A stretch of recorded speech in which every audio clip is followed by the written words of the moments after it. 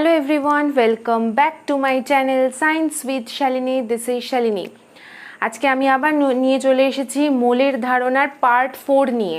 Part 3 তে আমরা করেছিলাম কিছু গাণিতিক উদাহরণ, কিছু নিউমেরিক্যালস করিয়েছিলাম, যেখান থেকে আগের যে দুটো পার্ট আমি পড়িয়েছিলাম, পার্ট 1 আর পার্ট 2 তে যতটুকু পড়িয়েছিলাম ততটুকুর মধ্যে যে গাণিতিক উদাহরণগুলো ছিল বা যে গাণিতিক সমস্যাগুলো ছিল সেগুলোর আমি সমাধান করিয়েছিলাম। বিভিন্ন টাইপের আমি একটা করে করিয়েছিলাম। এরপরে আরও যত বাড়বে এবং যত চ্যাপ্টারটা শেষ হবে তখন আমি আরও অনেক গাণিতিক উদাহরণ এবং বিভিন্ন ধরনের বেসিক টু অ্যাডভান্স লেভেলের আমি গাণিতিক উদাহরণ করাবো, তো সেই নিয়ে কোনো চিন্তা নেই। তো আজকে আমি পার্ট 4 করাবো, সেখানে নতুন একটা টপিক পড়ব, সেটা হচ্ছে শতকরা সংযুতি। মোলের ধারণার তারপরের টপিক হচ্ছে শতকরা সংযুতি। তো শতকরা সংযুতি বলতে কি বোঝায় সেটা আমরা একটু দেখি। শতকরা বলতেই বোঝাচ্ছে যে শতকরা মানে কত পার্সেন্টেজ জিনিসটা রয়েছে। তো দেখি কি বলছে, কোনো যৌগের মধ্যে কোনো মৌলের শতকরা যত শতাংশ থাকে, শতকরা যত পরিমাণ থাকে, এটা লিখলেই বেস্ট হবে।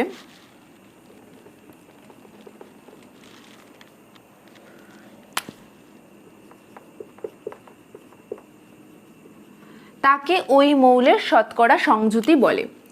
তাহলে আমি যে কোনো একটা যৌগ নেব, যৌগ মানে যে কোনো একটা, সেটা অ্যাসিড হতে পারে, সেটা যে কোনো একটা গ্যাস হতে পারে।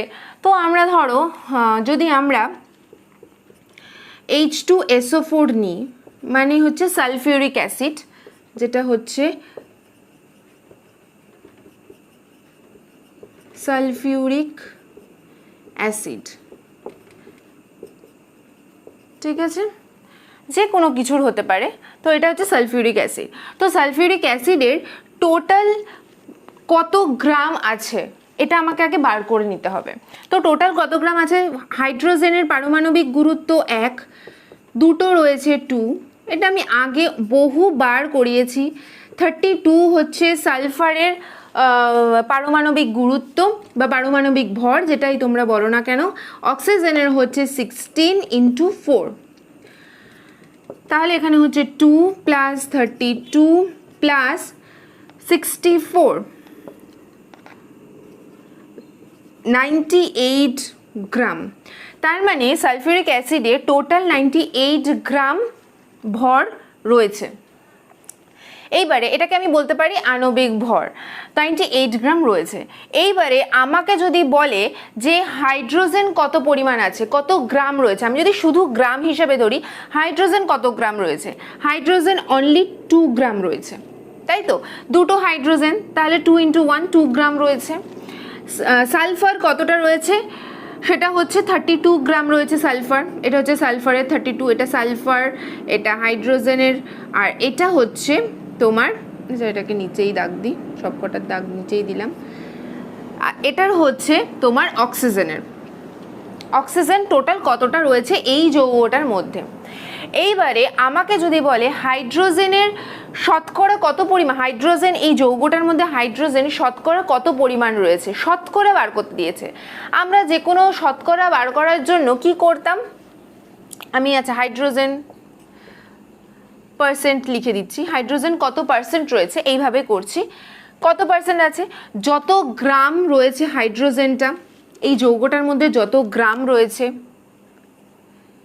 ডিভাইডেড বাই যত পরিমাণ টোটাল এই যৌগটা রয়েছে, টোটাল 98, মানে হাইড্রোজেনের পার্সেন্টেজ বার করছি বা শতকরা বার করছি, তার মানে হাইড্রোজেন কত গ্রাম রয়েছে বাই হচ্ছে এই পুরো যৌগটা কত গ্রাম রয়েছে, হয়ে গেল।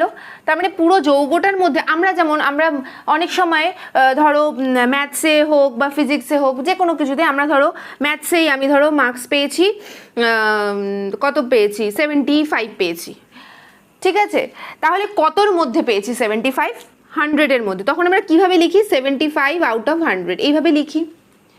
এইবারে যদি বলে তুমি কত পার্সেন্ট পেয়েছো, তখন আমরা সঙ্গে সঙ্গে কি করি, × 100 করে দিই, তাহলে পার্সেন্টেজ বেরিয়ে যাচ্ছে, তার মানে আমি 75% পেয়েছি। এরকম হচ্ছে। তো এইরকমভাবে আমরা এখানে হাইড্রোজেনের শতকরা সংযুতি বা শতকরা পরিমাণ আমরা বার করব। সেটা হচ্ছে টোটাল হাইড্রোজেন কত গ্রাম আছে ডিভাইডেড বাই হচ্ছে টোটাল যৌগটা কতটা রয়েছে ইনটু 100%। তাহলে এখান থেকে বার করতে হবে, আমি এটা পরে ক্যালকুলেট করছি। এস কত পরিমাণ আছে, এস এর শতকরা সংযুতি কত, এস ওখানে 32 আছে, একটাই রয়েছে 32 আছে, ডিভাইডেড বাই 98 ইন্টু 100%।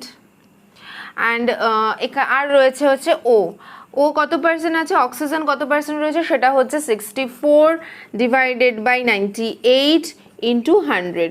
এই জিনিসগুলো কিন্তু আমরা ম্যাথসেও করেছি, আমরা ম্যাথসেও কিন্তু এরকমভাবে পার্সেন্টেজ বার করার অঙ্ক করার সময় কিন্তু আমরা এইভাবেও করেছি। তো আমরা একটু ক্যালকুলেট করি, আমার এখানে কত হচ্ছে দেখি, 200 ওপরে 200 ডিভাইডেড বাই 98, তাহলে হচ্ছে 2.04 এত পার্সেন্ট হাইড্রোজেন আছে। দেন সালফার কত পরিমাণ আছে আমরা বার করি, 3200 ডিভাইডেড বাই 98 কত রয়েছে, 32.65, এটাই হচ্ছে এখানে লিখছি 32.65% রয়েছে। দেন অক্সিজেন কত পরিমাণ আছে, 6400 ডিভাইডেড বাই 98, তাহলে থাকছে 65.30% আমার এখানে সালফার থাকছে, অক্সিজেন থাকছে। তাহলে আমার এখানে বেরিয়ে গেল হাইড্রোজেন কত পরিমাণ আছে, সালফার কত পরিমাণ আছে, অক্সিজেন কত পরিমাণ আছে। তাহলে এইভাবে আমি শতকরা সংযুতিটা ইজিলি যে কোনো একটা যৌগের বার করে নিতে পারবো। তার জন্য আমার কি দরকার, আমাকে প্রত্যেকটা মৌলের আণবিক গুরুত্ব বার করতে হবে, মানে জানতে হবে, পারমাণবিক গুরুত্ব কত হয় সেটা জানতে হবে, আর তাহলেই আমি এই ক্যালকুলেশনটা করতে পারবো। আর সেইভাবে আমি সবকটা মৌলের শতকরা সংযুতি বার করতে পারবো। তো এইবারে আমি একটা অন্য জিনিস নিই, অন্য রকমের একটা যৌগ নিই আমি, দ্যাট ইজ মুছে দিচ্ছি আমি এটাই মুছে দিচ্ছি। সব থেকে ভালো হয় কিছু যৌগের এই আণবিক গুরুত্ব বা আণবিক ভর এটা মুখস্থ করে, মানে মনে রাখা আর কি, যে এই যে যেমন 98 হয় সালফিউরিক অ্যাসিডে, এরকমভাবে কিছু যদি মনে রাখা যায়, CO2 মেবি 44, এরকম যদি কিছু মনে H2O হচ্ছে 18, এগুলো যদি মনে রাখা যায় তাহলে অত বেশি। হ্যাঁ, তবে কি পরীক্ষার সময় এরকম করতে দিলে তোমাকে কিন্তু অবশ্যই করে দেখাতে হবে পাশে যে ওটা কিভাবে আসছে, দেখালে ভালো আর কি। আচ্ছা, তো এরপরে আমি একটা অন্য যৌগের নিই, সেটা হচ্ছে ধরো সাবানের, যদি আমি ধরি সাবানের যৌগটার কেমিক্যাল ফর্মুলাটা কি হয়, C17H35COO এত বড় দেখে ভয় পাওয়ার কিছু নেই।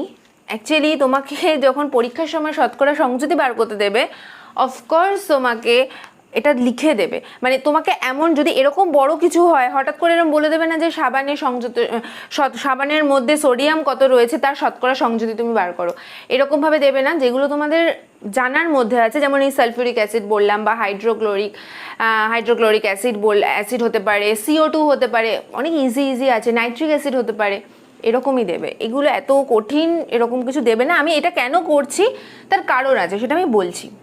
তো এখানে টোটাল এর যে আণবিক ভর কত, আমি এটা ক্যালকুলেট করি একটু।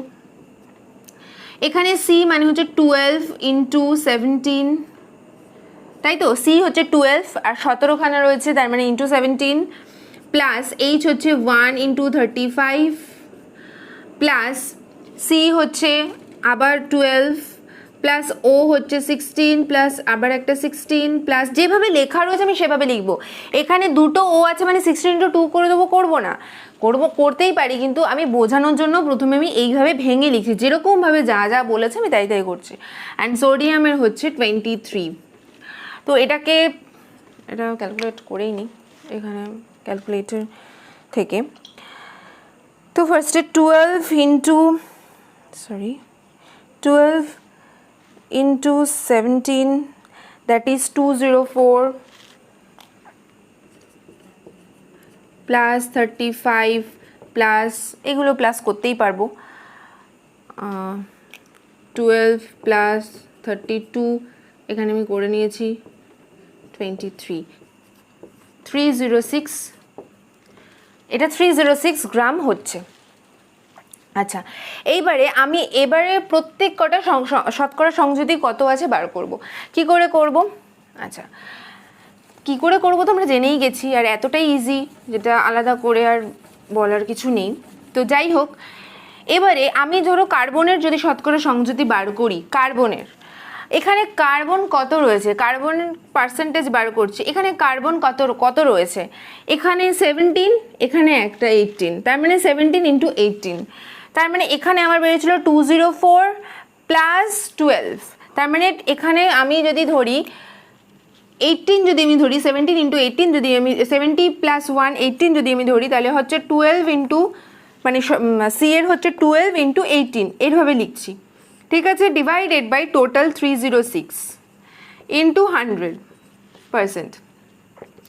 এবারে যদি আমি এটা মাল্টিপ্লাই করি তাহলে হচ্ছে 12 into 18, that is 216 divided by 306 into 100%।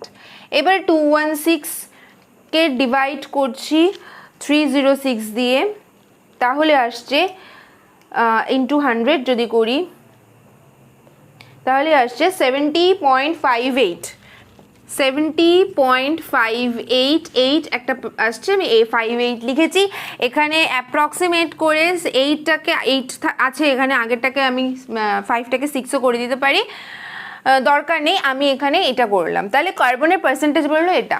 তার মানে অনেকেরই এখানে ভুল হয়ে যেতে পারে, এরকম যদি কিছু একটা দিয়ে দেয়, আবার হয় CH3COOH এরকম কোনো যদি যৌগ দিয়ে দেয়, তাহলে সেখানে সি এর বার করতে গেলে এক দেখাতে অনেকে যারা ভীষণ সিলি মিস্টেক করে তাদের এই প্রবলেমগুলো হয়, তখন কি করবে, C17 মানে 17 দিয়েই করে দেবে, ঠিক আছে। কিন্তু এখানে যে কটা সি আছে দেখে নিতে হবে। এখানে যদি আমি ও এর পার্সেন্টেজ বার করি তাহলে কিন্তু আমাকে ও এখানে দুটো রয়েছে, তার মানে 16 প্লাস 16 বা 16 ইন্টু 2 করতে হবে, তাহলে 16 ইন্টু 2 হচ্ছে 32/306 ইন্টু 100%।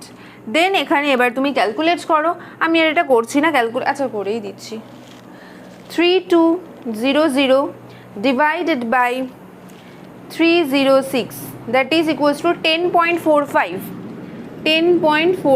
এরকম কিছু একটা আসছে। পার্সেন্টেজ লিখতে অবশ্যই মানে কেউ ভুলবে না, ঠিক আছে।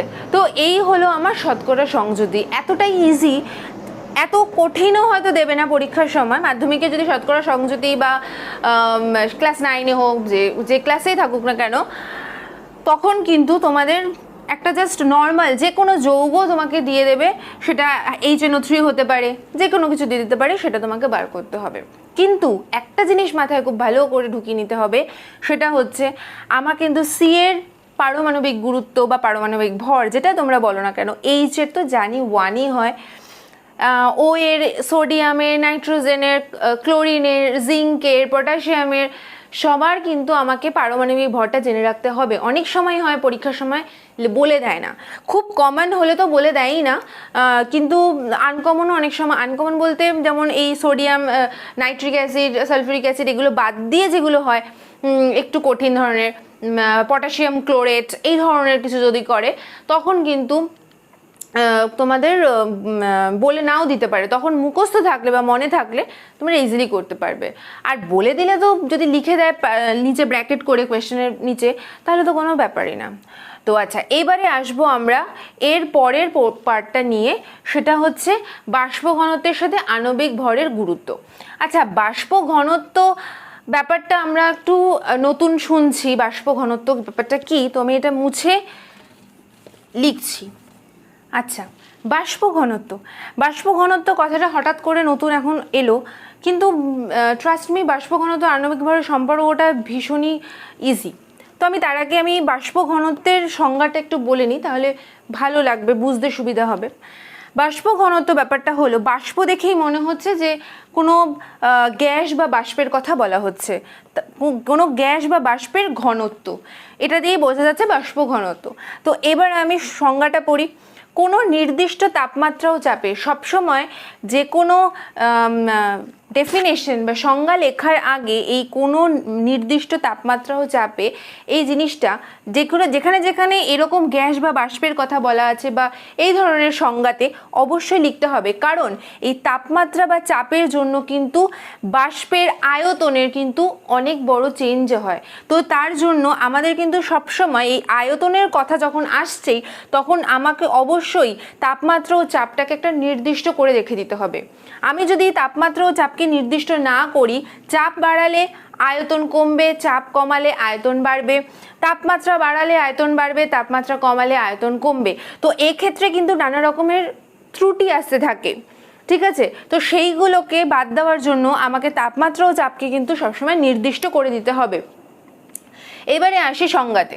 কোনো নির্দিষ্ট তাপমাত্রা ও চাপে কোনো গ্যাস বা বাষ্পের যে কোনো আয়তনের ভর, কোনো গ্যাস বা বাষ্পের, আমি যদি মিথেন নিই, CH4 যদি আমি নিই, মিথেন যদি নিই, তাহলে মিথেনের যে কোনো আয়তনের ভর, যে কোনো একটা আয়তন নিচ্ছি তার যে ভর 4 ডিগ্রি তাপমাত্রা 4 ডিগ্রি সেলসিয়াস তাপমাত্রায় সম আয়তনের হাইড্রোজেন গ্যাসের অনুপাতকে বাষ্প ঘনত্ব বলে। কার অনুপাত? এর যে আয়তনটা আমি নেব, এই ধরো মিথেনের যদি যে কোনো আয়তন আমি যদি নিই, 250 মিলিলিটার যদি আয়তন আমি নিই এই গ্যাস বা বাষ্পের, তাহলে আমি যে হাইড্রোজেনটাও নেব সেটাও 250 মিলিলিটারেরই হতে হবে, ml এর হতে হবে। তাহলে আমি কি বললাম যে কোনো গ্যাস বা বাষ্পের যে কোনো আয়তনের ভর, যে কোনো আয়তনের ধরো মিথেনের ভর আর 4 ডিগ্রি সেলসিয়াস তাপমাত্রা, উইচ ইজ ভেরি ইম্পর্টেন্ট। এই লাইনটা ভীষণ ইম্পর্টেন্ট এই সংজ্ঞাটার জন্য।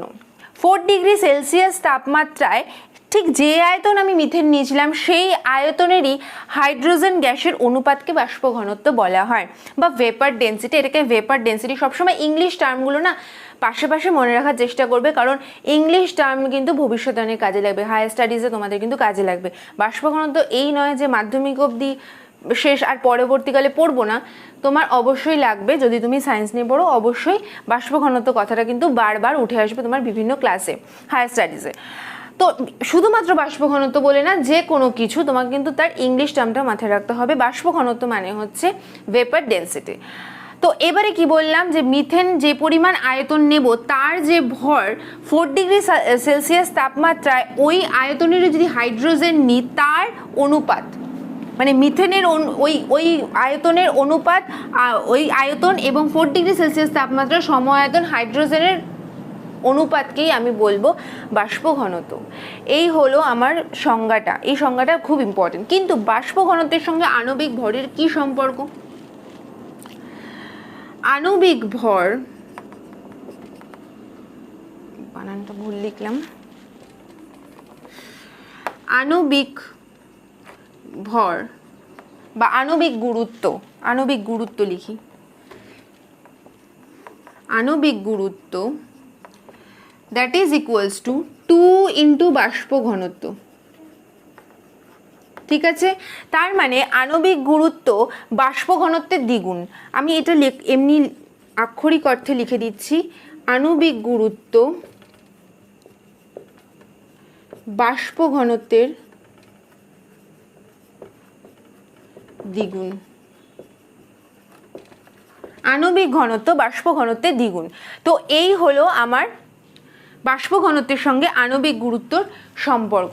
তাহলে আমাকে ধরো আণবিক ভর বা আণবিক গুরুত্ব দিয়ে দেয়নি, আমাকে বাষ্প ঘনত্ব দিয়ে দিয়েছে, ইজিলি আমি আণবিক গুরুত্ব বার করে ফেলতে পারবো। ধরো আমাকে বললো বাষ্প ঘনত্ব 49, কোনো একটি গ্যাস বা বাষ্পের বা কোনো একটি পদার্থের বা যৌগের বাষ্প ঘনত্ব 49, তাহলে এর আণবিক গুরুত্ব কত হবে? ইজিলি কি বার করতে পারবো? 2 into 49 করে দেবো, তাহলেই হচ্ছে 98 আণবিক গুরুত্ব। আর 98 আণবিক গুরুত্ব কার? আমাদের সালফিউরিক অ্যাসিড, একটু আগেই করেছি। তো এরকম বলে দেবে বাষ্প ঘনত্ব বলে দিল, আণবিক গুরুত্ব বার করতে হবে। আবার অনেক সময় হয়ে যায় কি আণবিক গুরুত্ব বলে দেয় 98, বা বলে দিল যে সালফিউরিক অ্যাসিডের বাষ্প ঘনত্ব বার করো। তাহলে কি করব? ঘাবড়ানোর কিছু নেই, আগে আণবিক গুরুত্বটা বার করে নেবো। 98 বার করব, 98 H2SO4 থেকে 98 বার করতে পারবো ইজিলি, সেটা হাফ করে দেবো, তাহলেই হয়ে যাবে বাষ্প ঘনত্ব। তা আমি তো উল্টোও বলতে পারি, এই সংজ্ঞাটাকে আমি উল্টোও বলতে পারি, বাষ্প ঘনত্ব হলো আণবিক গুরুত্বের অর্ধেক। এটাও আমি বলতে পারি, এটাও লিখে দিচ্ছি আমি, এখানেই লিখে দিচ্ছি, বাষ্প ঘনত্ব আণবিক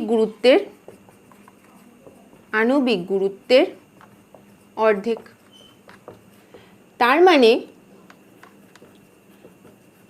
তার মানে আমি যদি বাষ্প ঘনত্ব দিয়ে দেয় তাহলে আণবিক গুরুত্ব আমি ইজিলি ইন্টু 2 করে বার করতে পারবো। আবার আণবিক গুরুত্ব দিয়ে দিলে বাষ্প ঘনত্ব বার করতে বললে ডিভাইডেড বাই 2 করে দেবো, তাহলে আমার পুরো জিনিসটা কমপ্লিট হয়ে যাবে। এইটা দিয়ে প্রচুর অঙ্ক আসে, তো এখান থেকে আমরা ইজিলি জিনিসটা করে নিতে পারবো। এবার আমরা আসবো নেক্সট পার্টে, সেটা হচ্ছে স্থূল সংকেত ও আণবিক সংকেত। একে ইংলিশে কি বলে? ইংলিশে আণবিক সংকেতকে বলে মলিকিউলার ফর্মুলা, আর স্থূল সংকেতকে বলা হয় মাইক্রোস্কোপিক ফর্মুলা। আচ্ছা, এবার এই ব্যাপারটা কি আমি একটু বলি। স্থূল সংকেত ও আণবিক সংকেত অনেকেরই একটু খটোমটো লাগে বা একটু টাফ লাগে, মনে হয় যে দুটো একই রকম দেখতে লাগে। অ্যাকচুয়ালি না, আমি সেটাই আজকে খুব ইলাবোরেটলি আমি বলবো। আশা করি আমি বলার পরে আর তোমাদের কোনো ডাউট থাকবে না।